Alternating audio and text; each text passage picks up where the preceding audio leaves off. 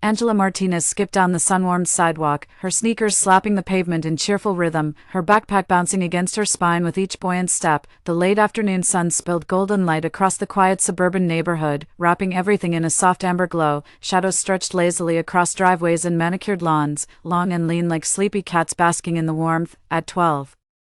Angela cherished this part of the day with a fierce kind of joy, those unscheduled, unchaperoned hours after school that felt wide open and endless, like the whole world was holding its breath, waiting for her to decide what came next. This was her kingdom, the wild oak tree in her backyard with its knotted limbs perfect for climbing, the shallow creek behind the cul-de-sac where slick stones dared her to leap, and the maze of fences and hedges where flashlight tag transformed into epic nighttime battles. These were the hours where Angela felt most herself, untamed, daring, and electric with the thrill of freedom. As she passed by Mrs. Landon's perfectly pruned rose bushes, the scent of blossoms heavy in the air, Angela absently scratched the back of her neck. A tiny bump was forming beneath her dark ponytail, just at the edge of her hairline.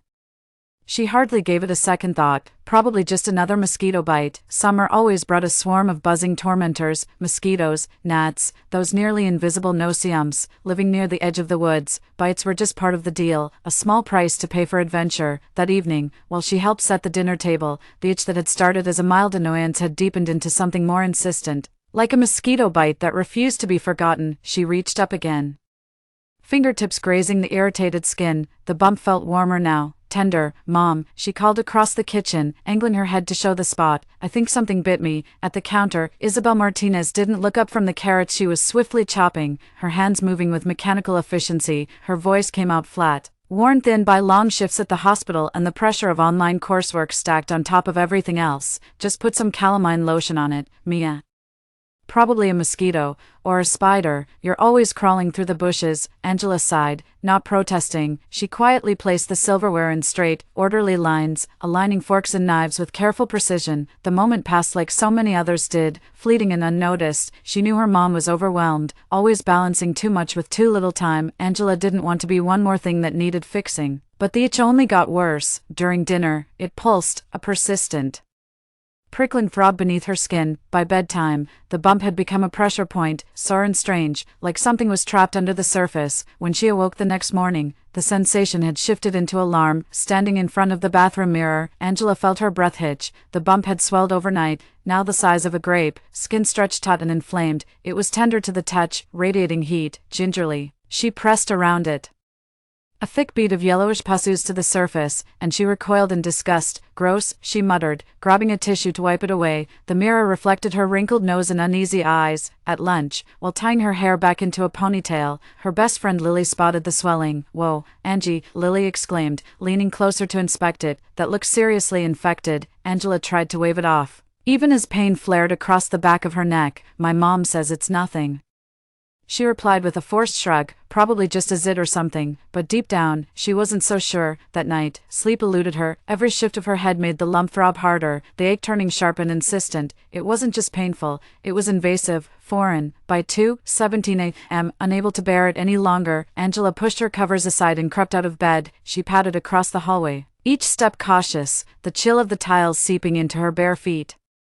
The bathroom light flickered on with a soft hum, casting a pale glow over the sink and mirror. Angela leaned in close, her reflection stared back, pale and drawn, eyes rimmed with exhaustion, and then she saw it. The lump had grown again, now roughly the size of a marble, round and swollen. The skin surrounding it was raw and angry, stretched so tightly it glistened. At the center was a darkened core, ominous and strange.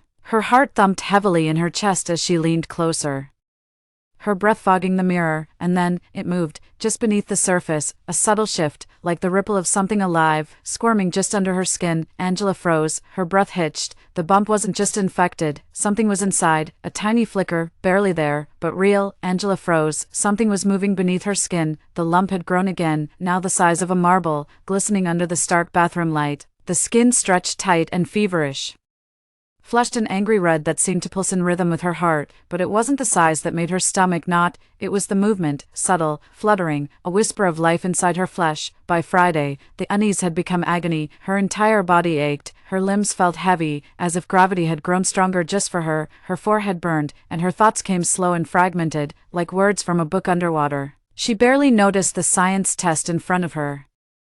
her pencil unmoving in her hand. In the hallway, Marco from art class did a double take, his eyes widened, locking on the back of her neck. "Dude," he muttered, half horrified, half fascinated, "that looks like something out of Alien." Angela winced. Her fingers trembled as she pulled out her phone after school and typed a message to her mom. "Can we go to the doctor? My neck is bad." The reply came quickly but without warmth. "Not until Monday. Put ice on it. I'll check it when I get home."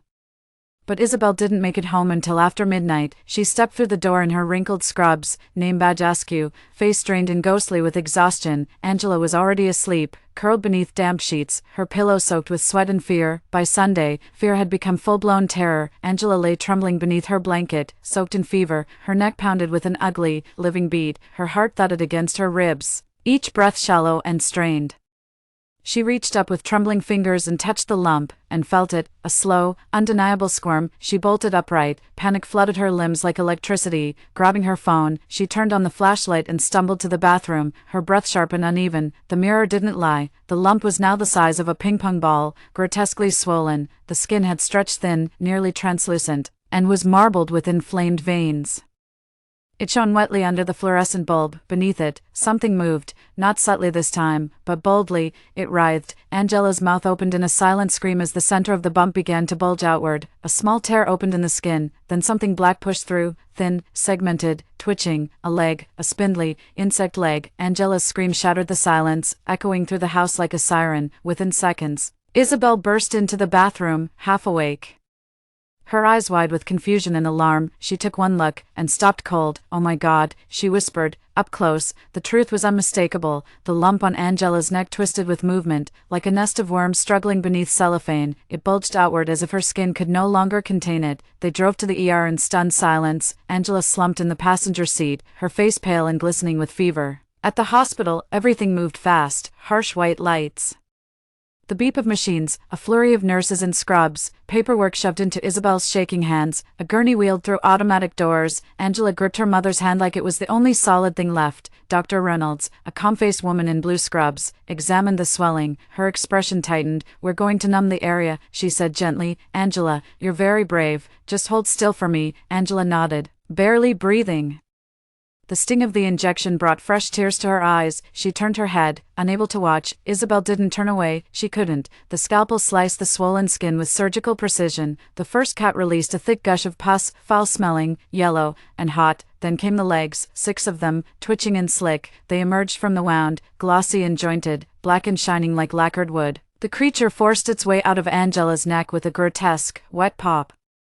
Trailing blood and fluid, it was a bed bug, but not like any Isabel had ever seen. It was enormous, nearly an inch long, its abdomen distended with Angela's blood, translucent and pulsing. Dr. Reynolds caught it with a pair of forceps and held it up, her face a mask of horror. One of the nurses turned away and gagged audibly, another backed into the wall, face drained of color. Angela sobbed, tears streaking down her cheeks as her mother cradled her head, and in that moment, the emergency room, so often filled with the dramas of strangers, became a crucible for something unthinkable. A living thing had been growing inside a child's body, nesting, feeding, and now, it was out. Angela broke down in sobs, her small frame shaking as the pressure in her neck finally released. The pain had lessened, but the terror still clung to her like damp clothes, cold, suffocating, inescapable. Isabel wrapped her arms around her daughter, holding her tightly, her own heart cracking with every shudder of Angela's shoulders. Guilt settled into her bones like lead, dense and unmoving. But the horror wasn't over. The next morning, a pest control team arrived at their apartment, dressed in full protective gear, hoods, gloves, masks, boots. They looked like astronauts preparing to step onto hostile terrain. Angela had been sent to her grandmother's for the day, a fragile precaution, while Isabel followed the inspectors from room to room.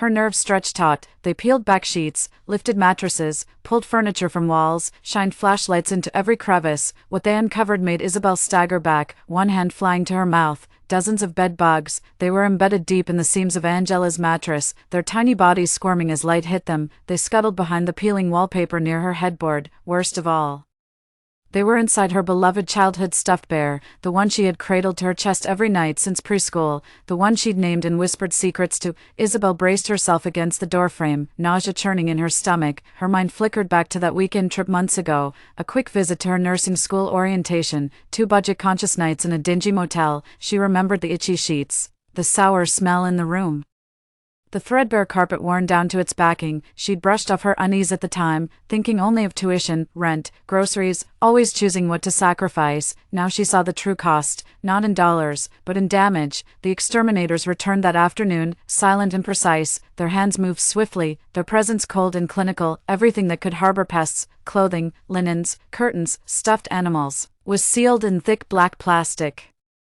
Labeled and removed like contaminated evidence, Angela's bedroom was emptied, stripped of softness, childhood, familiarity. Her safe space now felt abandoned, sterile, hollow. Her recovery wasn't fast. Each morning brought new rituals of healing, Isabel carefully cleaning the wound, applying antibiotic ointment, smoothing down gauze with hands steadier than they felt. Angela would stand silently at the mirror, gaze fixed on the angry red scar beneath her hairline. The swelling had subsided, and the pain was gone, but the mark remained, a brutal reminder of what had lived inside her, what had made a home of her body. At school, the world didn't know how to respond. Some classmates avoided her altogether, their whispers following her down hallways like shadows. Others stared too long, their curiosity edged with revulsion, but not everyone recoiled. Lily came to her locker one morning with a glitter-covered get-well card, its cartoon cats and glittery stars hand-drawn with loving care.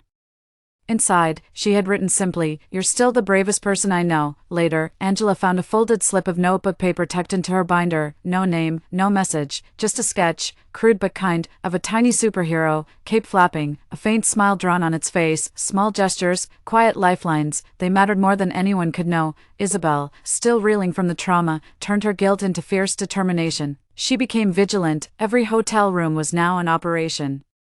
Flashlight in hand, peeling back mattress seams, inspecting headboards, keeping bags sealed and off the floor. Clothing was washed on the hottest settings, luggage sanitized, routines doubled and tripled in caution. She was done taking chances, but she refused to let it end there. When Angela's final test results came in, no residual infection, no complications, Isabel cried. She framed the official printout, slid it into a dollar store frame, and taped it to the refrigerator door. Not as decoration, but as proof, a marker of survival, a sign that they had come through the darkness and found the other side. On Angela's 13th birthday, Isabel gave her more than cake and gifts. She gave her a new beginning. A brand new bedroom set arrived, clean-lined and modern. Crisp bedding and soothing colors replaced the old. They painted the walls a gentle lavender, the color of twilight and calm.